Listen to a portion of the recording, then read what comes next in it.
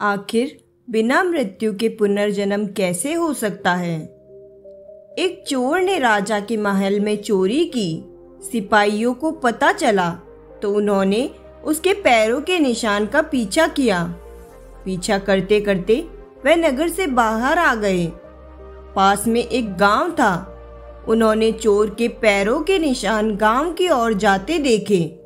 गांव में जाकर उन्होंने देखा कि एक संत सत्संग कर रहे हैं और बहुत से लोग बैठकर सुन रहे हैं। सिपाहियों को संदेह हुआ कि चोर भी सत्संग में लोगों के बीच बैठा होगा। वे वहीं खड़े रहकर उसका इंतजार करने लगे। चोर वहीं बैठा सब सुन रहा था। उस पर सत्संग की बातों का बहुत असर पड़ा। लोग उठकर बाहर आने लगे। बाहर राजा के सिपाही चोर की तलाश में थे। चोर बाहर निकला तो सिपाहियों ने उसके पद चिन्हों को पहचान लिया और उसको पकड़ के राजा के सामने पेश किया। राजा ने चोर से पूछा, इस महल में तुम्ही ने चोरी की है ना? सच सच बताओ, तुमने चुराया धन कहाँ रखा है? चोर ने दृढ़ता पूर्वक कहा, महाराज, इस जन्म में मैंने कोई चोरी नहीं की है। सिपाही बोला, महाराज, यह झूठ बोलता है। हम इसके पैरों के निशान को पहचानते हैं। इसके पैरों के निशान चोर के निशान से मिलते हैं। इससे साफ सिद्ध होता है कि चोरी इसी ने की है। राजा ने चोर की परीक्षा लेने की आज्ञा दी, जिससे पता चले कि वह झूठा है या सच्चा। चोर के हाथ पर पीपल के 2.5 पत्ते रखकर उसको एक कच्चे सूत से बांध दिया गया। फिर उसके ऊपर गर्म करके लाल किया लोहा रखा, परंतु उसका हाथ जलना तो दूर रहा, सूत और पत्ते भी नहीं जले। लोहा नीचे जमीन पर रखा तो वह जगह काली हो गई।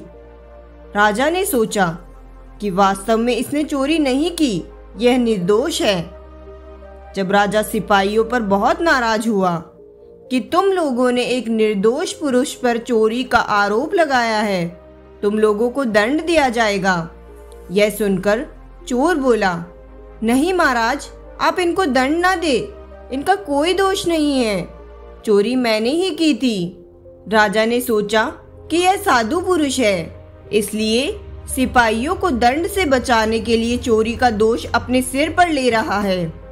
राजा बोला, तुम इन पर दया करके इनको बचाने के लिए ऐसा कह रहे हो, पर इन्हें दंड अवश्य दूंगा। चोर बोला, महाराज, मैं झूठ नहीं बोल रहा हूँ।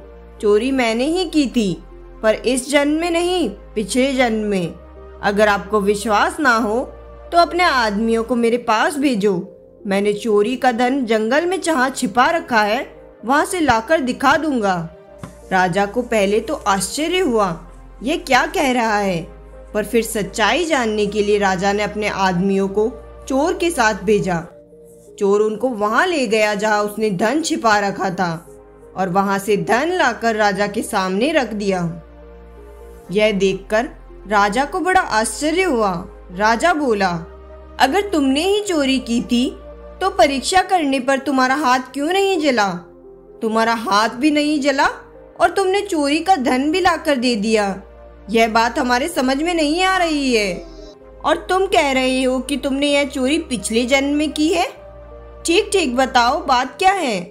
चोर बोला, महाराज, मैंने चोरी करने के बाद धन को जंगल में छिपा दिया और गांव में चला गया। वहां एक जगह सत्संग हो रही थी। मैं वहां जाकर लोगों के बीच बैठ गया। सत्संग में मैंने सुना कि जो भगवान की शरण लेकर पुनः पाप न करने का निश्चय कर लेता है, उसको भगवान सब पापों से मुक्त कर देते हैं। उसका नया जन्म हो जाता है। इस बात का मुझ पर असर पड़ा और मैंने दृढ़ निश्चय कर लिया कि अब मैं कभी चोरी नहीं करूंगा। अब मैं भगवान का हो गया हूँ, इसलिए तब से मेरा नया जन्म हो गया। इस जन्म में मैंने कोई चोरी नहीं की, इसलिए मेरा हाथ नहीं जला। आपके महल में मैंने जो चोरी की थी वह तो पिछले जन्म में की थी। कैसा दिव्य प्रभाव है सत्संग का। मात्र कुछ क्षण के सत्संग ने चोर का जीवन ही पलट दिया, उसे सही समझ देकर पुण्य आत्मा बना दिया। चोर सत्संग वचनों से दृढ़ निष्ठा से कठोर परीक्षा में भी सफल हो गया और उसका जीवन बदल गया। राजा उससे प्रभावित हुआ, प्रजा से भी वह सम्मानित हुआ। सत्संग पापी से पापी व्यक्ति को भी पुण्यात्मा बना देता है। जीवन में सत्संग नहीं होगी तो आदमी कुसंग जरूर करेगा। महान ताकत है सत्संग में। तो दोस्तों, हम आशा करते हैं कि आपको यह कहानी पढ़कर जरूर अच्छी लगी होगी, और अगर हमारी यह कहानी आपको पसंद आए तो वीडियो को लाइक और शेयर जरूर करें। अगर आप हमारे चैनल पर नए हो तो चैनल को सब्सक्राइब करना ना भूलें। धन्यवाद।